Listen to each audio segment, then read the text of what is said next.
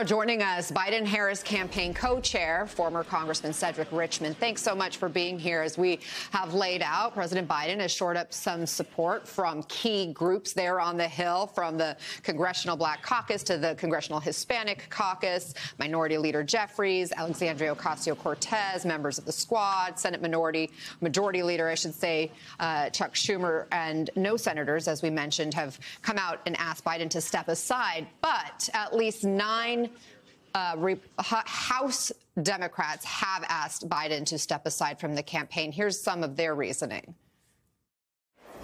The input from my constituents has been 10-1 in favor of replacing President Biden on the ticket. There's a real risk of a Republican Congress if we can't unite and have a stronger effort. I would say, Mr. President, your legacy is set.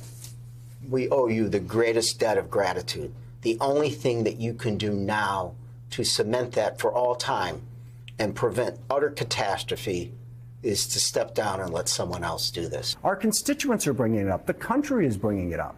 And the White House, campaign strategy of be quiet and fall in line and let's ignore it simply isn't working. What is your response to those criticisms? Well, I don't have a response to him because it's a distraction. The president laid out in his letter yesterday that he was committed to 2 things. He's committed to finishing this race, and he's committed to beating Donald Trump and making sure that America remains on the bright trajectory that it's on. And so what I've always learned from my grandmother and mother is that actions speak louder than words. And if you look at the president's actions and accomplishments, they're historic, from reducing child poverty, taking care of seniors, largest investment in climate, the first infrastructure bill in decades. That's all action. That's accomplishments.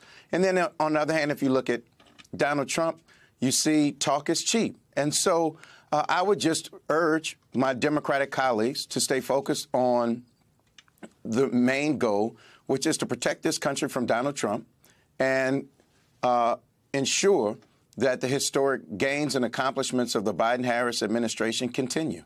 But what is your message to Democrats who are worried Biden could drag down ballot on key House and Senate races?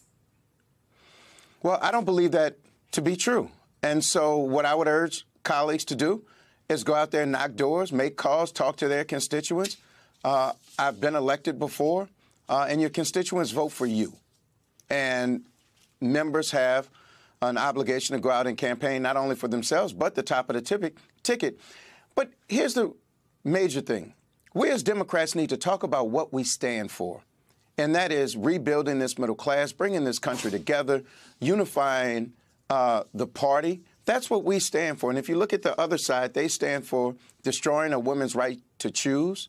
You look at Project 2025, which is an utter disaster now, which people would look at if you look at the Supreme Court and how important that is. So that's why I say we need to stay focused on what's at stake here, what's at risk, and the best person positioned to beat Donald Trump is the person who beat him last time, and that's the Biden-Harris ticket. And yet we are hearing from Democratic lawmakers and others who are allies of the president question whether he is the best person to beat Donald Trump. President Biden has said pushing him out of the 2024 race would disenfranchise Democratic voters who have picked him in the primary. Give you that. But some Democrats say there are still alternatives that give voters a voice. A new op-ed by James Carville, a veteran of Democratic campaigns, most notably Bill Clinton's, writes Biden won't win and proposes that the Democrats hold a sort of mini primary with 4 historic town halls, he says, and that would happen before the convention in order to at least explore potential other nominees and other options, all because of what was seen on that debate stage just a couple of weeks ago. What do you say to that? I will again say the debate stage was words. The debate stage is performance. I would say look at actions and accomplishments. And President Biden has been able to do things that no other Democratic president has been able to do. So we have to look at what he's able to do, not just words. And look, but isn't it connected? President Biden? Isn't it connected? President when Biden, they see him perform, if you call it performance, that is action. as well, and how he's able to articulate his policies for the future, not just what he's accomplished in the past. And there's a post-debate CBS YouGov poll that found that the share of voters who think Biden does have the cognitive health to be president actually dropped from 35% to 27% after that debate. Now, this was before his ABC interview. It was before the Morning Joe interview yesterday. But can the American people be sure President Biden won't have more mental lapses like what we saw at the debate? Well, it was a bad debate performance.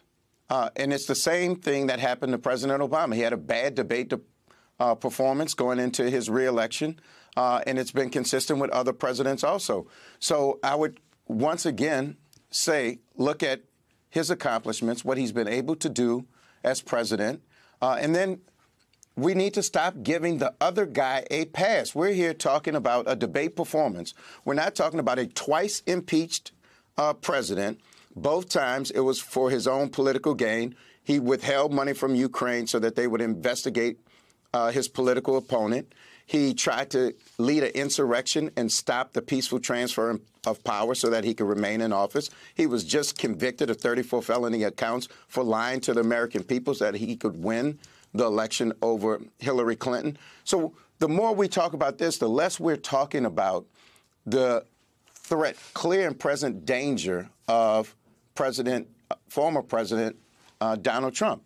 And so you have a person of great accomplishments, great character, and on the other side you have an habitual liar who always places himself in front of the American people. And I don't want us to distract from that conversation because of a few people. And look, I'm not dismissing any concerns, but the president has answered them. The president has been out there on the campaign trail since then with rallies in Philadelphia, rallies in Wisconsin, going to church in Philadelphia, doing interviews. The president is out there. He is addressing those concerns. He's showing his vigor. He's showing his determination. And we should support that and keep going forward. You just laid out the contrast. So why is this race so close, though? This is a historically ripe opportunity, right, with an incumbent with a strengthening economy against a divisive opponent who left the office in disgrace and was found liable for fraud, was convicted of 34 felonies. How do you explain why President Biden hasn't been able to pull away or even lead against Trump? Because for the past 3.5 years since he's been president, you were right to talk about the challenges that we faced when he took office. 54% of schools closed, so many people unemployed. And the president has done an incredible job bringing us out of the disastrous COVID response from Trump.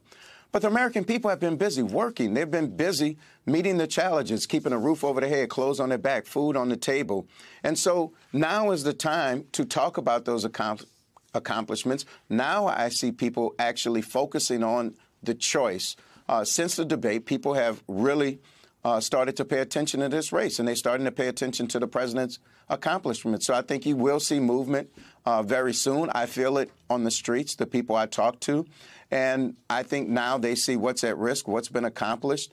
And I think you'll see some movement. Finally, quickly, if you will, given the ongoing concerns about his age and the renewed concerns about his cognitive health, why not take a cognitive test like people like Adam Schiff and Nancy Pelosi, friends and allies of the president, have suggested? I think the letter says he takes one every year. And I think I'm quite sure the letter said he passed every cognitive test that he was given at his annual physical. So, again, we're talking about President Biden and a test, and he leads this country every day. We're not talking about the danger and the habitual liar. Some people could say lunatic on the other side. And so I don't want us to continue to focus on President Biden. We've seen his accomplishments. He never tried to lead an insurrection, overthrow the government of the United States. Yeah. And wasn't impeached. I hear you. Thank you so much. Thank you very much, Cedric Richmond, for joining us and answering those questions. We appreciate you. Hey there, MSNBC fans. I'm Luke Russert, and be sure to join me, Rachel Maddow, Jen Psaki, Lawrence O'Donnell, Steve Kornacki, Joy Reid, and many more September 7th in Brooklyn. MSNBC Live Democracy 2024. Click on the link for ticket information. We will see you there.